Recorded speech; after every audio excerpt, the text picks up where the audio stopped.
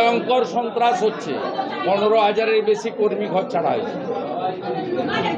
শুধু দক্ষিণ 24 পরগনায় 1000 বাড়ি ভেঙেছে। প্রায় 500 থেকে 600 দোকানদার তালা লাগানো আছে। ক্যানিং থেকে শুরু করে ফলতা হয়ে বিষ্ণুপুর পর্যন্ত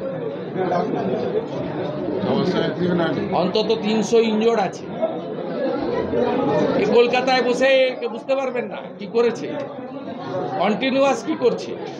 আমি তো রাজ্যের বিরোধী দলনেতা, বিরোধী দল করার জন্য আক্রান্ত বলে আমার যে কর্তব্য পালন করছি।